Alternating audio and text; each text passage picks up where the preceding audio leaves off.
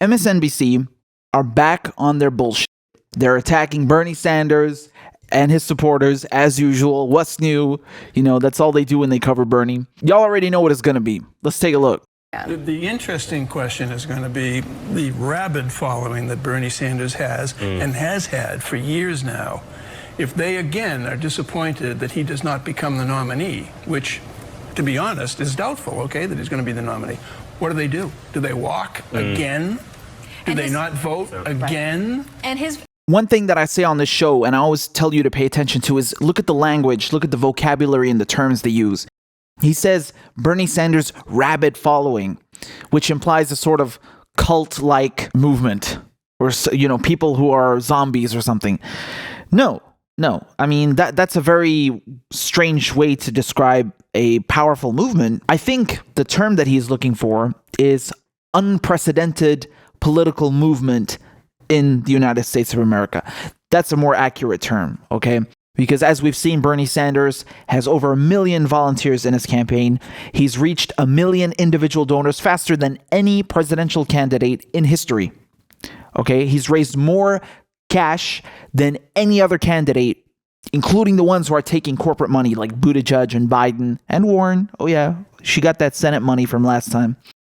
So he doesn't frame it as, wow, this guy has the most powerful grassroots movement in the country and he has the most support among working class people and the most diverse base. No, he says his rabid following, like, you know, it's a cult and they're all zombies and everyone who follows Bernie Sanders has, like, you know, something wrong with them. So pay attention to the language, right? And then he says, if they're again disappointed that he becomes the nominee. People weren't disappointed last time. They were furious, okay? They were disenfranchised. You had thousands of people being thrown off the voter rolls in states like New York who voted for Bernie Sanders, and you had voter oppression laws being taken into full effect to disenfranchise people who voted for Bernie. You had states where Bernie Sanders won every single county, okay, like West Virginia, and the nomination was still given to Hillary Clinton. Bernie Sanders won almost half of the Democratic primaries. He won 23 states, and they were still given to Hillary Clinton. If that is not the epitome of corruption, I don't know what is. That in itself, just the Electoral College, the Democratic primary in itself is corrupted. Not to mention that you have clear-cut evidence from WikiLeaks that the DNC conspired with the Clinton campaign to shaft Bernie Sanders. So it's not even a question of, oh, the system is corrupt. No, they went above and beyond to rig the election. So to say that Bernie Sanders supporters were disappointed is an understatement, and it is a gaslighting of the truth. They weren't disappointed. They were disenfranchised. They were furious because you cheated them. There is a big difference here. There was foul play, and you're omitting that from your statement to make it look like, oh, they're sore losers. That's what he's trying to imply. Like, oh, they're bad sports. They're sore losers. No, you fucking cheated them. You cheated them. End of story. It's not a debate. It's not conjecture. It's proven. We know this. So this is the dirty mind games. This is the psyops, the brainwashing that the mainstream media engages in every single day. This is their job. Remember this. These are multi-billion-dollar corporations whose job it is to use language like this to frame things in a certain way, to shift the narrative and brainwash people who don't know any better. Okay? So this implication that Bernie Sanders supporters, oh, they're bad sports and they don't want to play ball and they're going to ruin the election again. Oh, no. That is a bunch of bogus. Now he's again trying to imply that the Democrats lost the election because of Bernie supporters who refused to vote for Hillary. I mean, this is a joke, okay? This is a joke. We know that Hillary won the popular vote, but where did she lose? She lost in key states where she didn't campaign, and people who voted for Obama in 2012 switched to Trump. They switched to Trump, okay? These are former Obama voters who switched to Trump. The election hinged on those like 70 or was it 77,000 votes. So this is not an issue of, oh, Bernie Sanders supporters didn't play ball. No, it's Hillary Clinton was a crappy candidate and couldn't convince people to vote for her, so they went and voted for Trump. not third party or write-in Bernie Sanders. That's not what happened. Not to mention, another fact is that you had more Bernie supporters vote for Hillary than Hillary supporters vote for Obama when she lost the nomination in 2008. So Bernie Sanders supporters did a way better job than Hillary supporters in being like, okay, well, I'm going to squash my own feelings and I'm going to go vote for the party nominee. Bernie Sanders supporters did a better job. So to pin the entire loss of the election, to pin Hillary's shortcomings and incompetence on Bernie Sanders and his supporters is an absolute joke. Also, what does that even mean, Bernie supporters? I mean, we're talking about the most diverse field of people, of working class people, Latinos, blacks, whites.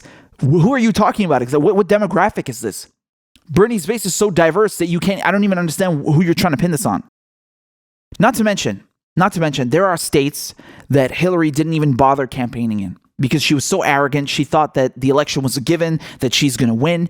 It's automatic because she has name recognition. She doesn't even have to go and campaign in them, right? I mean, she would fly to her home in New York almost every night. She'd go campaign in a state and then take a private jet home to New York every night instead of staying there doing 5 events a day like Bernie Sanders was doing. I mean, this is the difference here. And guess what? These states that she didn't even bother campaigning in, guess who went and campaigned there for her when she got the nomination? Bernie Sanders. Bernie Sanders did everything, man, to make sure that she got the votes. And that's not his fault that she lost. That's not his fault that she's a corporate shill. It's not Bernie Sanders supporters' fault that she's an unappealing candidate and she couldn't sway Trump voters. No, that is 100% her fault. And it will always be her fault. And it's not Russia's fault either. There's no Russiagate conspiracy here. It's not as deep as you're trying to make it to be. Your shortcomings are not the fault of Russia or Bernie Sanders or anyone else. Or Jill Stein and Susan Sarandon. So again, they're playing these games here. And I'll be real with you, man. Look, I'm not an American, so I can't vote in this election. But I'm going to tell you, me personally, if I were in your shoes, I mean, they can go to hell. Absolutely, they can go to hell because we already know that they are rigging this election. We already know that they are rigging it. I've shown you the coverage that CNN, which is basically an arm of the DNC, I've shown you what kind of coverage they're doing to Bernie Sanders. They're switching the poll numbers and giving them to Elizabeth Warren. They are lying about his poll numbers to make it look like that he is doing badly. I already know that the DNC is corrupt, so why would I vote for whoever they choose to pick? I mean, the whole system is rigged, even if the vote wasn't rigged. Let us imagine for 1 second that the DNC is uncorrupted and the Electoral College is magnificent. Okay, whatever. Even then, you don't owe anyone your vote. You just don't. I have never seen this in any other country where politicians or, pundits talk about voters like they are cattle and that they somehow owe their vote to another candidate. I've never seen that talked about like that in any other country. Not in the UK, not in France, nowhere.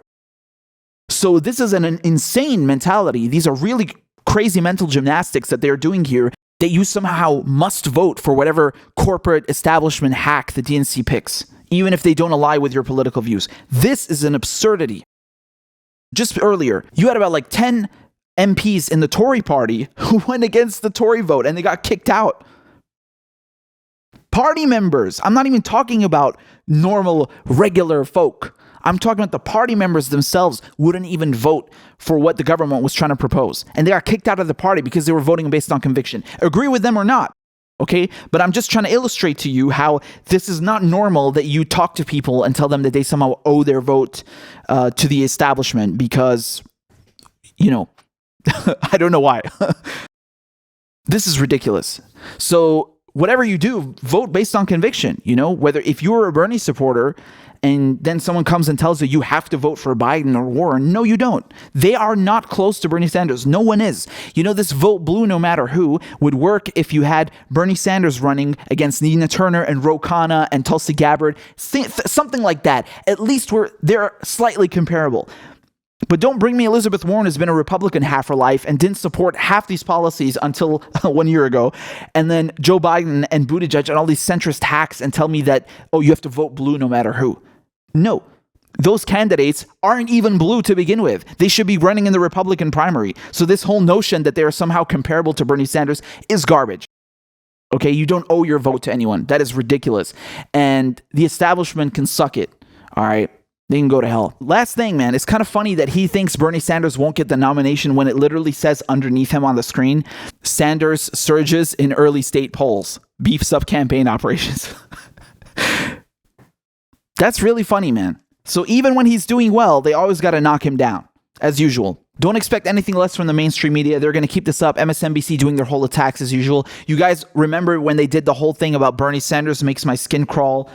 And then there was another one who's also saying something about, like, I can't remember, man. I can't keep up with all their attacks on Bernie. It's too much. And in 2016, they did a media blackout. They wouldn't even cover him, right? And they fired some of their personnel for covering Bernie. I mean, this is just a joke.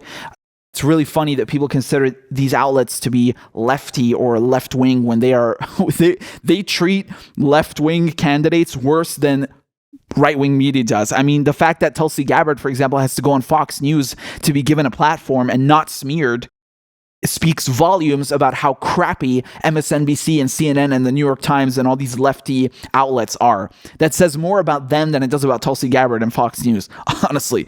So expect this to keep coming, and they're going to ramp it up as the election goes by. Trust me, especially if Bernie gets the nomination.